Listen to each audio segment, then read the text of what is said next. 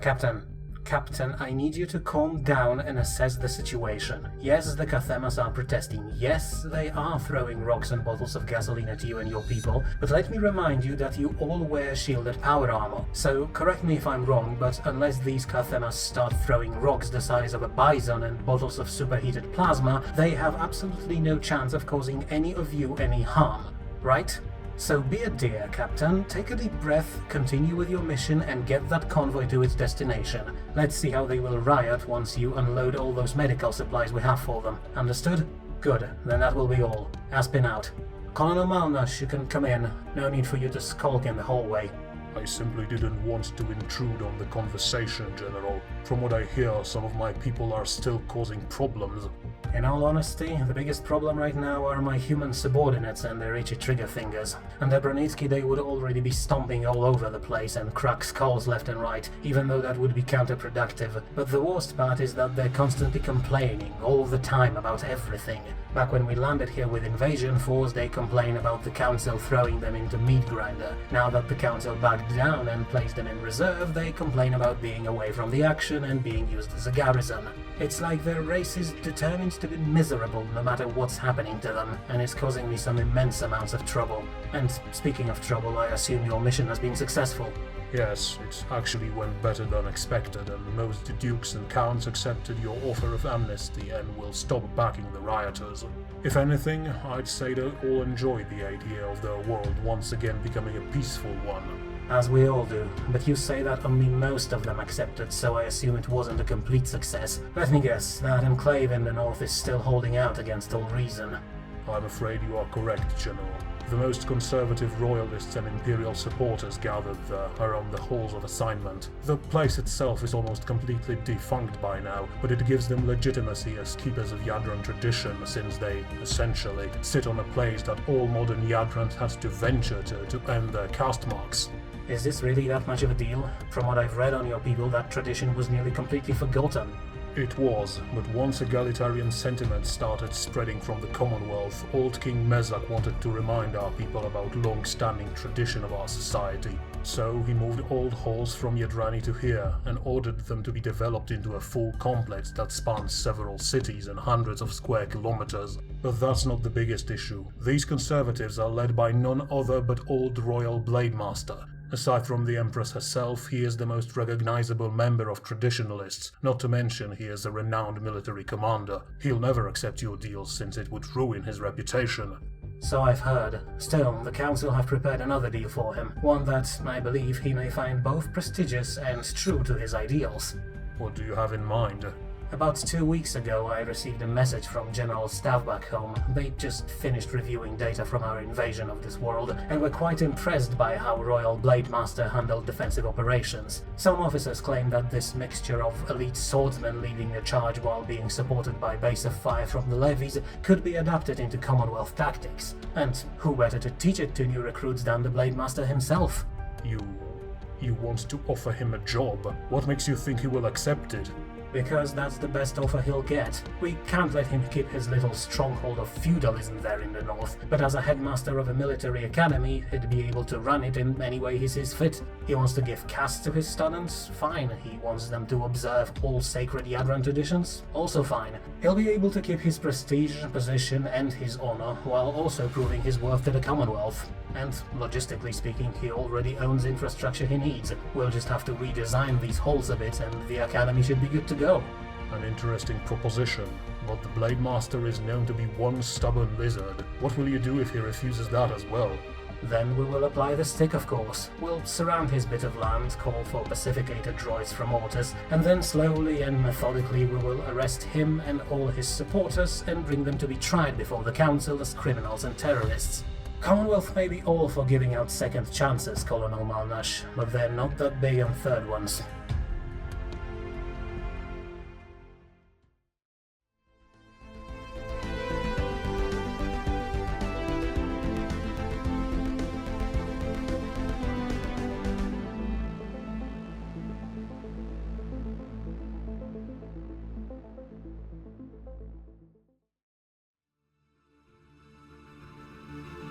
Hello there, welcome back to Second Chance. When we were here last time, our armed forces have stormed the beaches of Utkal and retook the planet from the Biluan mind, freeing Utkavongo capital from several years of violent, bloody occupation that costed our allies over 4 billion of their people.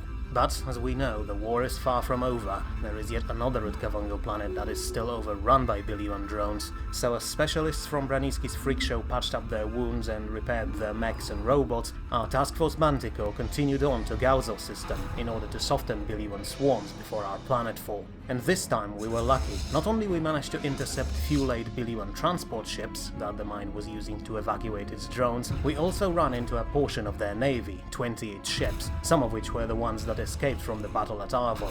These ships were a constant thorn in our side for the past few months because, while they're not really a serious threat to our own navy, they're still powerful enough to mount an attack on our borders, not to mention that they could absolutely devastate Utkavongo shipping lanes, since our allies have almost nothing left in terms of warships. But now we have them right where we want them, in front of the Manticore, but even that doesn't mean that we can drop our guard. After all, we still look at 7 battle cruisers, 8 cruisers and a decent corvette escort, a force that is more than enough to cause some serious damage to our fleet. Fortunately, Admiral Ibrahim is not known for recklessness, and as her forces approached this Biluan combat swarm, she ordered her crews to prioritize preserving their ships, instead of focusing on dealing as much damage as possible. She reasoned that, at this point of the campaign, the mine is on the run, and until they rebuild their orbital industry, they have no means of replenishing their forces. So, it is best for us to fight conservatively to ensure that once we finally begin our invasion of Biluan space, our fleet will be in best possible condition. And so, as the fight began, our vessels were split into several groups that moved in and out of engagement range in order to recharge their shields, while other groups moved in at the same time to draw Biluan fire. And, as you can see, our fighter and bomber pilots had a real chance to shine in this fight, focusing siege lasers of their squadrons on Biluan capital ships, and slowly but surely carving them to pieces, while also drawing fire from the rest of our fleet.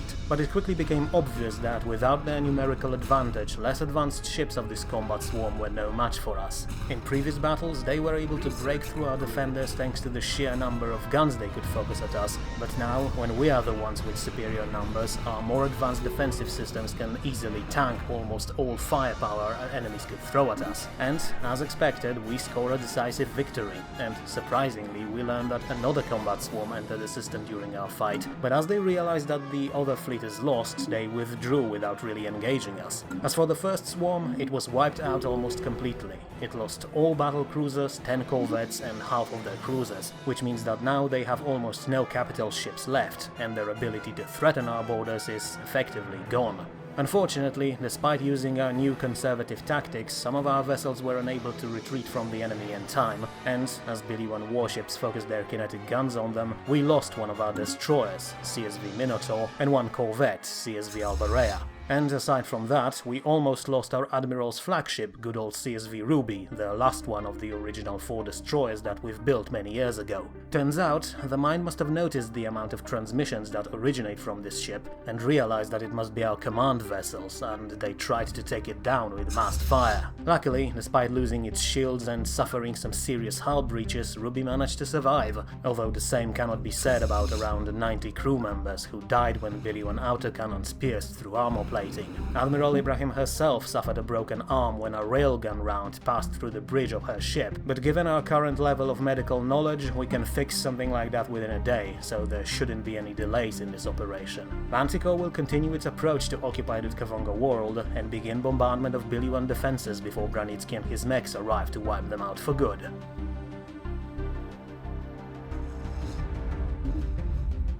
And here they are, ready to once again drop to the surface and fight swarms of drones. Except, just like on Utkal, the mine has evacuated most of its forces before we even arrived, meaning that all we need to deal with now is a few millions of walker drones. Still dangerous and aggressive, but nowhere near as deadly as Biluan assault swarms that we had to fight on Yadrani and Katanaba all those years ago. And, as expected, as Branicki's troops landed on the surface, they were greeted by ferocious but ultimately uncoordinated and ineffective force that was not prepared to take on combat mechs and battle droids. Our forces took some losses while securing landing zones, but once that was done, our mech command stomped to victory within a few days, slaughtering thousands of Biluans for every lost clone or droid. If we were fighting a bit more independently thinking enemies, they could have retreated into the countryside to drag our troops into a long guerrilla campaign, but fortunately the mind is rather straightforward when it comes to planetary battles, and just throws its drones at us, hoping to swamp its opponents with numbers alone. But once again, this time numbers are on our side, and together with the more advanced weapons and tactics, Branitsky's army was able to liberate this world in less than 10 days. The Biluan mind has now officially been pushed out of Utkavongo space. We can be good neighbors if we want to.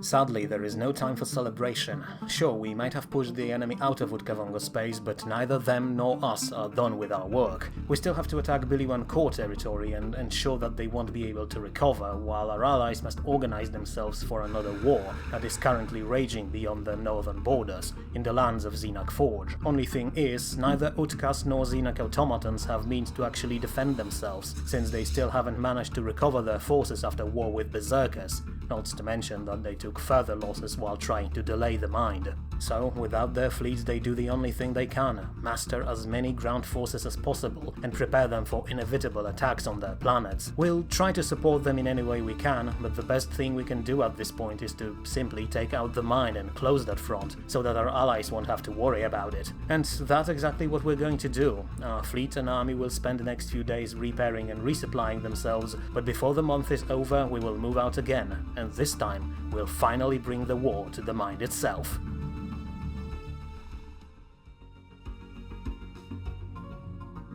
Unfortunately, the situation in the north is not looking good. As you can see, the Fafsim Dominion has already conquered Xenak Forge, the planet, not the nation itself. The fleet they have there is not as powerful as we expected it to be, certainly no match for our Manticore, but still they are a serious threat to our allies, who only have a handful of ships to their name. And this handful is now, as you can see, trying to relieve the Forge, although, as you can clearly tell by the numbers, the automatons have no chance in this fight. Granted, their attack force of 20 cruisers is formidable, but it is simply not enough. Still, the Xenak seem to be determined to make this move, so much so in fact that they even send their transport vessels into this fight, despite them being completely unarmed. This shows us just how desperate the Forge must be at this point. These transports are full of automaton soldiers who, in normal circumstances, would be acting just like our armies. Today though, they have a single order: provide distraction. The Forge is willing to sacrifice millions of its assault units just to give the Fafsim something to shoot at, so that these 20 cruisers could focus on dealing as much damage as possible. But sadly, it is not enough. So, as you might expect, the automatons stand no chance in this fight. They could have potentially retreated and used these cruisers as a raiding party, but it seems that retaking their homeworld is a priority to the Forge. And that, predictably, ends in complete annihilation of their fleet, and to make matters worse, it opens a way for Fafsim invasion forces to move towards the second Xenak planet in this system. At this point, it seems that the only AI civilizations we have encountered in this galaxy is going to fall apart within the next few years.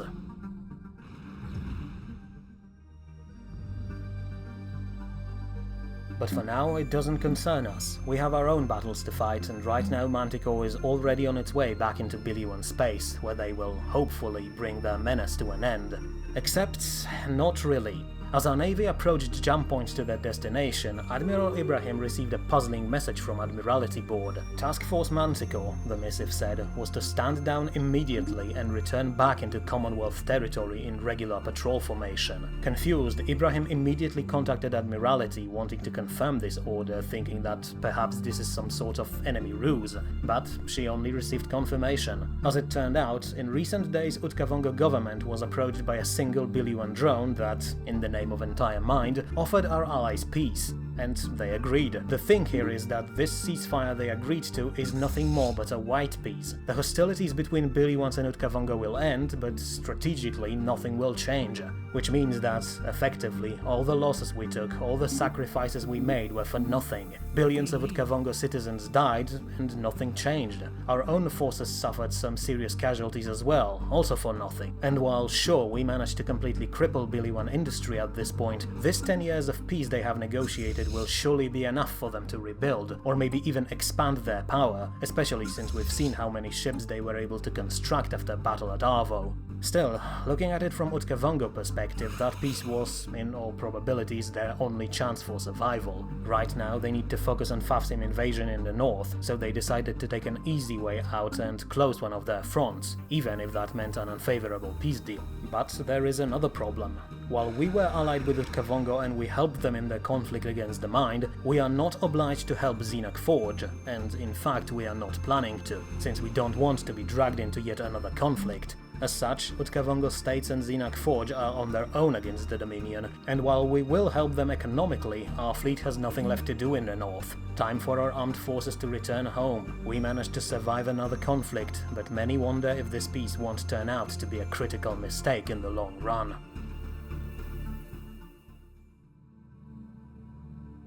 Now then, despite rather muted reaction to that peace, and a completely outraged one from Branitsky, it's time to move our armies out of Utkavongo space, so we don't get caught in crossfire between them and the Fafsim. Branitsky, per his request, is going to be once again deployed to Yadrani, which now serves as the main base for his mechanized command. That, and of course presence of our troops there, will surely keep the last remaining Kantheman conservatives in line, although, to be honest, it may not be necessary at this point.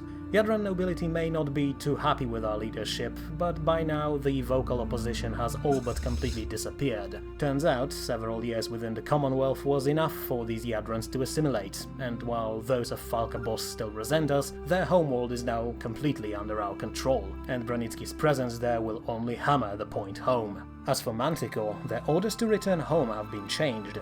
Before heading back into dry dock, our navy has one more thing to do: secure the Pothria system that is now in the no man's land between us and the Mind.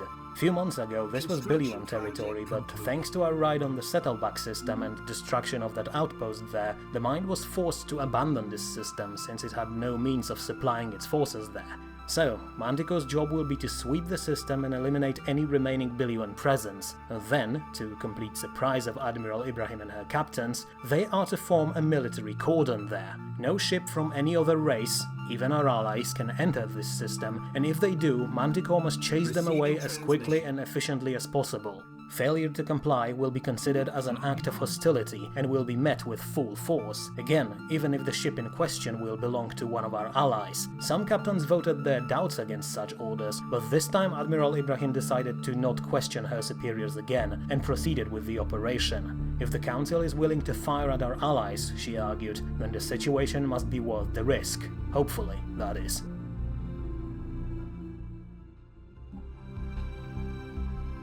Now then, with Manticore focused on that secretive operation in the north, we can focus on another thing we have to do: final pacification of Falco boss. And as you can see, the work is mostly done by now. The locals may not be completely happy with our leadership, but at the very least most of them stopped rioting, and slowly but surely started to accept their new life within the Commonwealth. Except for one place on the Northern Hemisphere, a massive complex called Halls of Assignment, which is a place where Yadran highest nobility branded all their people with marks of caste, a distinctive way of separating nobility from serfs. Now, of course, we cannot allow such relic of feudalism to continue existing, and as you have heard in the opening sequence, it's going to be replaced with a military academy. Now, some of our politicians and military officers opposed this idea, claiming that arming Yadrans so soon may prove dangerous, but in the end the council voted to use this academy as a gesture of goodwill, and a sort of final test of Yadran loyalty to the Commonwealth. As you remember, Carthemas still don't have voting rights, but if they prove themselves as loyal and law-abiding citizens, and of course worthy leaders of this academy, they will finally earn their place as fully-fledged citizens. Not to mention, of course, that it would finally remove all opposition from this world, as well as allow us to, perhaps, use Yadran military tactics in the future. Still, it's that stability boost that's going to be the most welcome, because despite all our peacekeeping operations, we still have a ton of work to do on this planet. Not only we need to replace Yadran outdated infrastructure with a new, more advanced facilities, we also need to bring the very ecosystem of this world under control. As you can see, while the planet is relatively well developed, at least for Yadran standards, there is still one major issue: huge swarms of locusts that roam across the planet, mostly in warmer areas around the equator. These locusts are so numerous and so fierce that they prevent any kind of exploitation of the lands they reside in, as well as cause some serious damage to all our farming operations there. And while Malika can still feed the entirety of our nation, dealing with these locusts is still a priority, as it will allow us to make situation on Falco Boss more stable. So now that we don't have to deal with constant riots at every step, General Aspinaka can arm his 12 million soldiers with flamethrowers and send them into the wilds to start working on dealing with these swarms.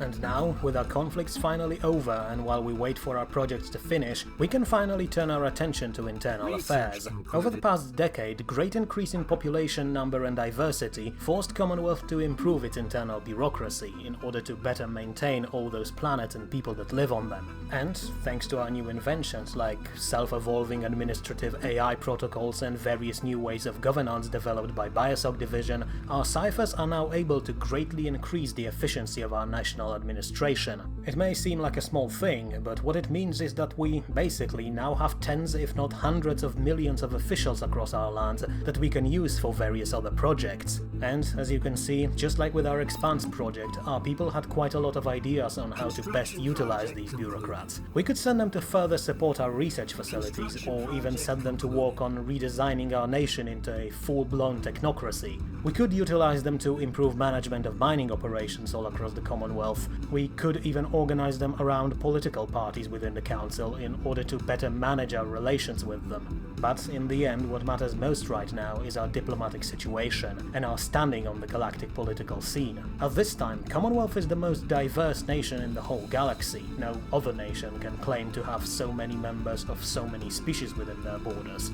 So, that's the angle we're going to pursue, and all those ciphers are going to be redeployed to various migration offices across our nation in order to better organize and maintain all those who enter our territory in search for better life. And also, we're going to launch a full galaxy-wide free haven campaign, in which we will outline all the benefits that citizens of other nations will receive once they join the Commonwealth. Because, unlike some other nations, we do not treat migrants any different than we treat our own people. All can rise within the Commonwealth, as long as they have the skills. The best example being now deceased war refugee from the north, Professor Sakleen. But the main focus of this campaign will be, of course, our habitat stations, because they can offer something no other country, at least for now, can offer. A place where races from all across the galaxy can live in comfortable conditions, regardless of the place they evolved in.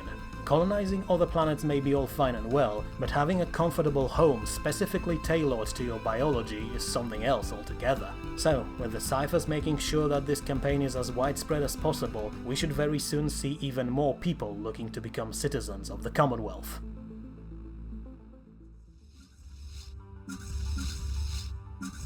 Meanwhile, our expansion slowly continues, and that mysterious project that Task Force Mantico has been delegated to has now been finished. Turns out that over the last few months that blockade of Porthria system was nothing more but a concealed land grab operation, as one of our construction vessels, good old CSV developer, was sent there along with hundreds of private and phalanx ships to build a frontier outpost, in order to fill in the vacuum that was left after we pushed back the mine.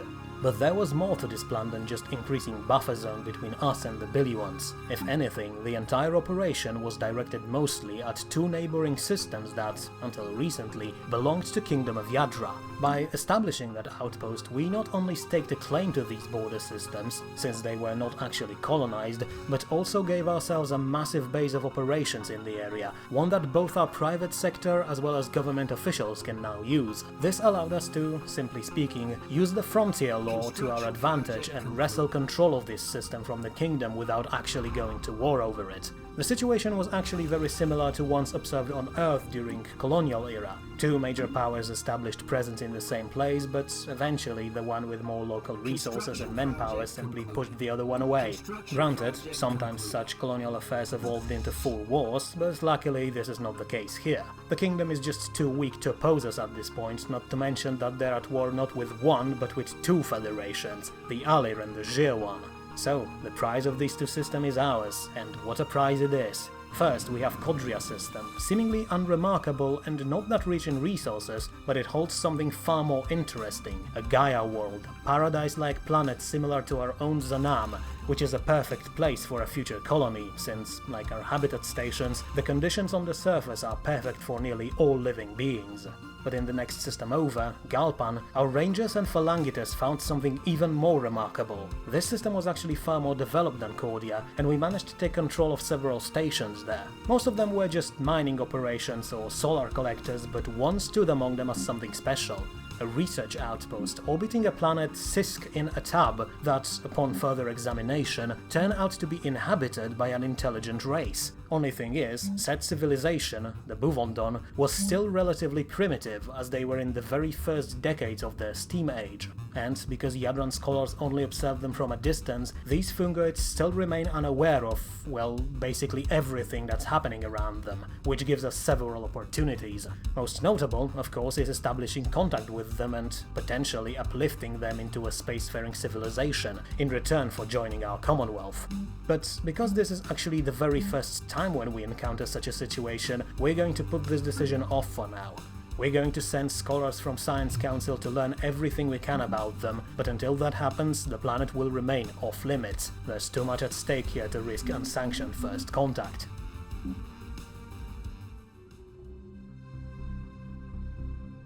Back to our migration campaign then, because we are going to see its effects sooner than we expected, even before we'll be able to construct first habitat station. As you can see, the war between Utkavongo Xenac Alliance and the Fafsiv Dominion is not going well. The Fafsim have already conquered most Xenac planets, and now their fleets are starting to raid Utkavongo territory. And that means that the stream of refugees from our allies is becoming larger with every passing day, and we must act quickly in order to accommodate them all. Fortunately, we did just that. Over the past year and a half, our Shaper teams were hard at work in Karanlik system, the one with Senior Colony, in order to terraform the second habitable planet there, Karanlik 2, into something a bit more habitable. Except this time, it wasn't a full terraforming operation like on Malika, but a much simpler atmospheric manipulation.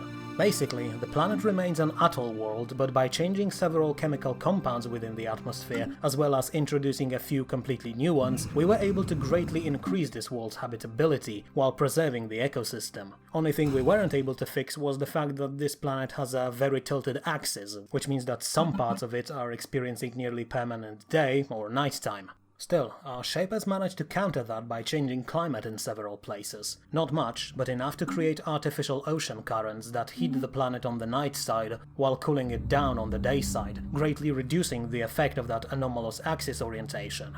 So, with the work done, the Council funneled resources to the south and began construction of a new colony vessel, one that our Utkavongo citizens from Sinia will use to colonize this newly improved planet, in order to prepare it for their countrymen fleeing from the countless northern wars.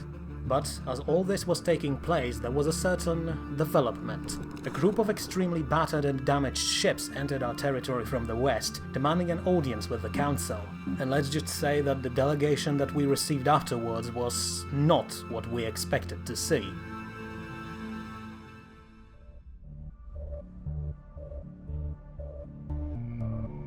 Madam Secretary, pardon my bluntness, but after listening to your offer, I still have more than enough reasons to remain skeptical. After all, both you and your people, including those living within Yadran territory, have often made clear what you think of the Commonwealth and us humans. As much as I want to believe that these days are long gone, the truth is that I simply see no practical reason why we should accept your proposition, especially in light of recent events.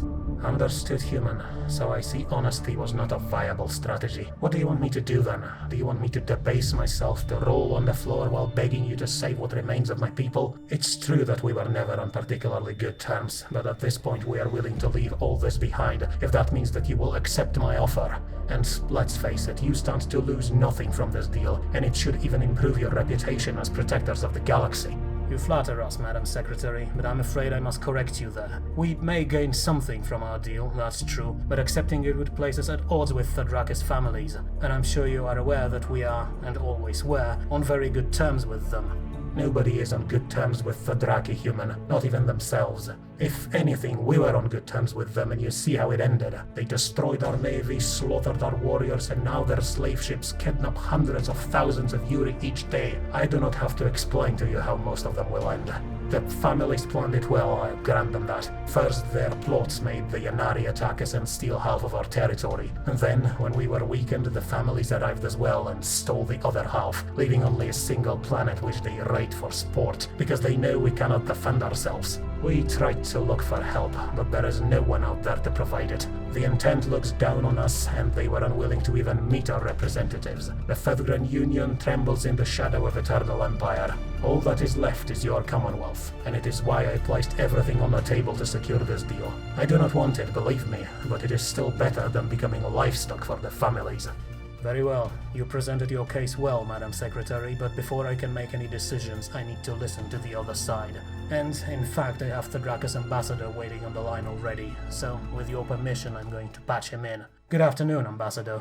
Good afternoon, Prime Minister. Always such a joy to see your splendid visage in this disgusting mess of a galaxy. Oh, and Madam Secretary, truly, my day has been blessed. I was so saddened when our delegation missed you in high orbit. But allow me to, on behalf of all families, express my relief to see that you remain in good health. Spare me, beast. The only reason I'm here today is because my valiant pilots gave their lives to delay your pursuit. We signed a truce, Drakus. A truce that you broke on the very same day by sending your slave ships to our last remaining world. Was enslaving half of my race not enough? Apologies, Madam Secretary, but there must have been some mistake there. First, we haven't enslaved your people, we merely redirected them to more glorious and beautiful endeavors. And secondly, the family sent only a small group of envoys to visit you. Any other vessels must have belonged to criminal groups, or perhaps even foreign agents who wish to tarnish our good name. But in light of recent events it makes sense. With your fleet gone, your people are unable to defend themselves, and various powers may wish to exploit your weakness. Truly a horrible course of action and a moral low of lows, but fear not, madam. All you need to do is ask, and the Drakus fleet will stand ready on your orders to bring peace back to your troubled system. That will not be necessary, Ambassador. Madam Secretary, I have heard everything I needed to hear, and I accept your proposition. Effective immediately, all remaining Yuri territories will become a protectorate of the Commonwealth. As such, I must ask you, Ambassador, to ensure that all Drakus vessels and forces will be withdrawn from the area as soon as possible. If there truly are pirates or foreign agents in the area, the Phalanx Protocol will be deployed to deal with them in accordance to our law. Is this message absolutely clear, Ambassador? Of course, and what a splendid message it is, my dear friend. We always knew that, in time, you too will realize just how valuable species like our delicious Yuri can be to one's nation. And now you proved us right. Magnificent. I will, of course, relay your words to the families, and we will spare no effort in ensuring that this protectorate of yours is as peaceful and calm as possible. Truly, this day is becoming better with every minute. I'm glad you found my request reasonable, Ambassador. Reasonable? My dear Prime Minister, this is less of a request and more of a blessing to us. Not only it will secure our borders on that front, it will also, finally, allow us to truly engage in trade with your Commonwealth. For years our relations have been obstructed. For example, Madam Secretary here was always unwilling to let our trade vessel pass through their lands without unreasonable fees. The Alir and their allies have always harassed our merchants with constant controls and checkups, always making up new ways to turn our ships around. And while we could move merchandise through Yanari lands, I think we can all agree that there is absolutely no one in this galaxy who enjoys any kind of contact with these feral barbarians. But now, with Commonwealth on our borders, we could finally truly begin our cooperation. And, of course, since it's Yuri land we're talking about, they too will prosper from it. Everyone wins. I'm happy you see it that way. And, of course, I'm looking forward to our future cooperation. Now, if you don't mind, I have other duties to attend to, so goodbye, Ambassador. Ishi out. Apologies, Madam Secretary. Believe me, I do share your disdain for them, but at this point I cannot afford to antagonize them. Now, let us see how we could bring your people into Commonwealth as smoothly as possible.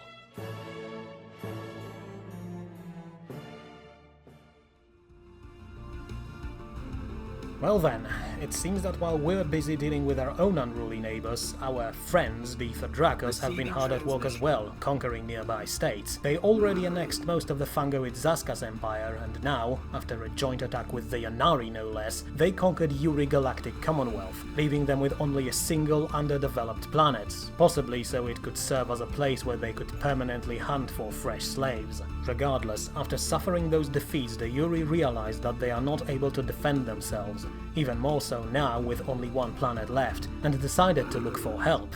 Only problem is, the Yuri are, well, not exactly friendly species. They are militaristic imperialists who don't hide their disdain for other alien races, and as a result, their pleas for help remain unanswered, which is why, in an act of desperation, they decided to approach us and, to complete surprise of the Council, offered to become part of the Commonwealth. And that is a mixed blessing, because it means that we'll have more territory to defend, and it will inevitably put us at odds with the Thedrakos families, since they clearly haven't expected us to intervene. But on the other hand, having access to such faraway territory would allow us to use it as a base of operations, from where we could spread our influence into the western part of the galaxy. Even more so, we could use Yuri territory to establish full exchange with the Fevgran Union, that nation of technocratic, one-eyed molluscoids who, up to this point, were blocked from us by the Yanari. And finally, accepting Yuri offer is a way for us to gain some territory and people for free without any bloodshed, so in the end the Council decided to accept it.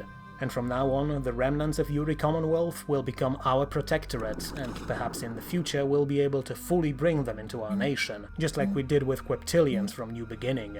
But with Thedrakos power growing steadily in the west, we must now ask ourselves, will this ultimately be worth the effort, or will this mean an end to our good relations with these cannibalistic elves?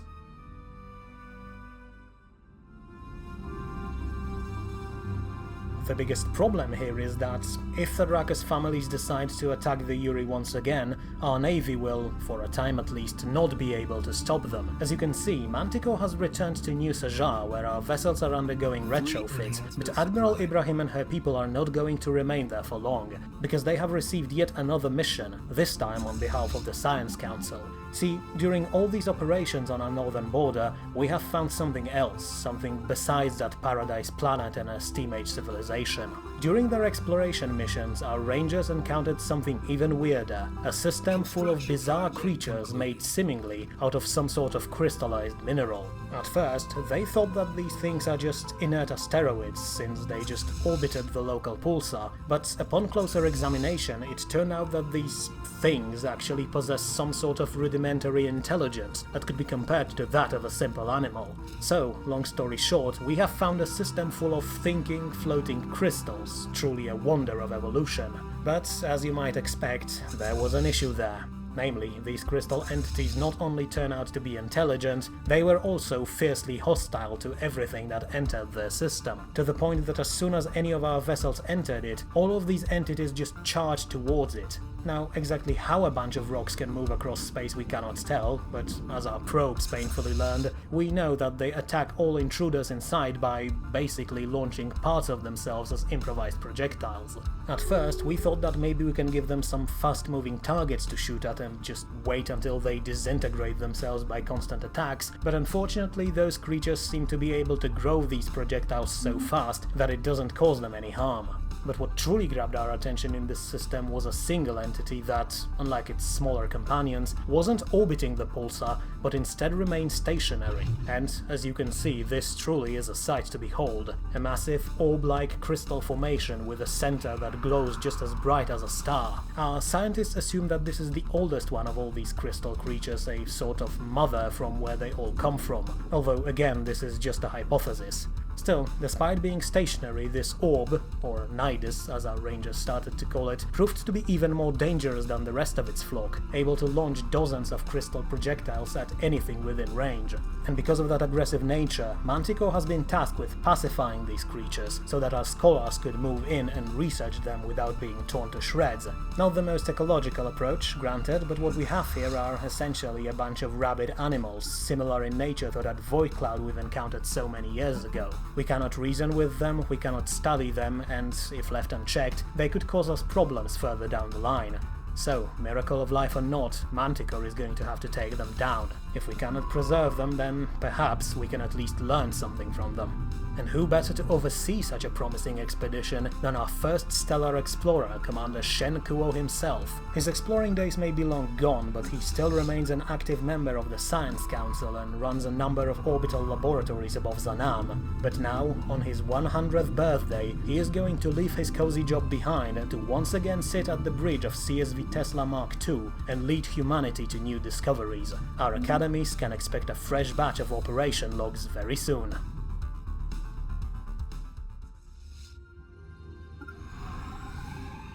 Before he can research anything, however, Manticore will first have to make sure that these creatures will pose no threat to our scholars, so it's once again time to roll out the big guns and prepare for a battle.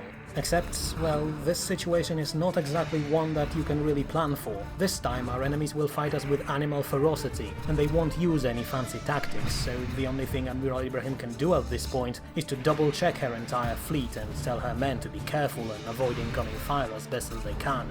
Other than that, it will all be up to our weapons to bring those crystal beings down, and to our defensive systems to deflect their attacks. But as soon as Manticore entered effective combat range, our deckers realized that this is not going to be an easy fight. For one, the crystals were able to engage us at a much longer range than we expected, which means that we cannot just retreat and fire at them while staying out of danger. Next, it turned out that these projectiles they launch at us are extremely effective, with some of them dealing even more damage than our newly improved railguns.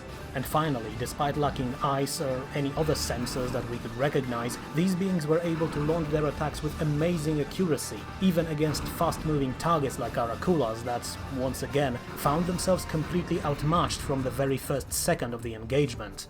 Fortunately, there is also some good news. Namely, it seems that crystal entities are unable to deal with our fighters and bombers, so at least our strike pilots can focus on dealing damage without having to worry about getting blown up. Also, despite all their offensive power, these crystals are actually quite fragile and unable to sustain concentrated fire from Manticore for very long.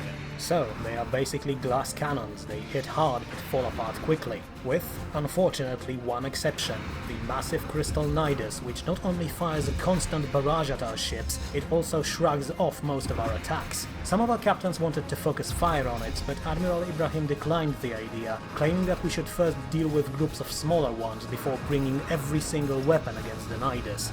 But despite this strategy, it quickly became obvious that this is not going to be a clean fight. We already lost some of our corvettes, and with every minute more of them lost their shields or suffered catastrophic hull breaches. Even our destroyers who got too close started suffering some serious damage, and very soon Admiral's list of active ships started to shrink at an alarming rate.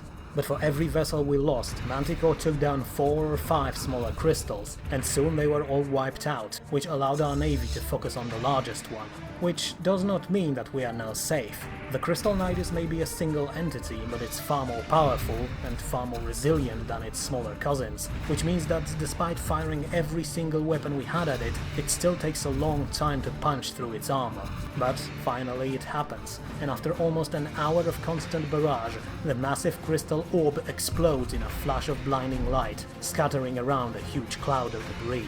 And with that explosion, the Battle of Kazu system comes to an end. The space is full of crystal debris, but unfortunately there are also our own vessels drifting out there, destroyed by these mysterious creatures. We have lost almost all of our corvettes, 10 out of 11, and 2 destroyers, with almost every other ship suffering some kind of damage. Certainly not the kind of losses we expected to take while engaging a bunch of floating minerals. Sadly, there's nothing we can do for our fallen comrades now. At the very least, Manticore has completed its mission, and now CSV Tesla can move in towards the debris field in order to learn everything we can from it, so that sacrifice of our crews won't be in vain. And we will see the results of this research, as well as other developments and research projects of our Commonwealth, in the next episode of Second Chance. See you next time.